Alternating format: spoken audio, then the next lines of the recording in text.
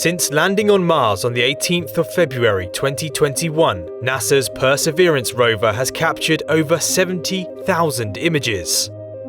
Currently, it has only travelled 0.21 miles, which is 0.34 kilometers, and it has already revealed the Jezero crater, the place that it is exploring, in incredible detail.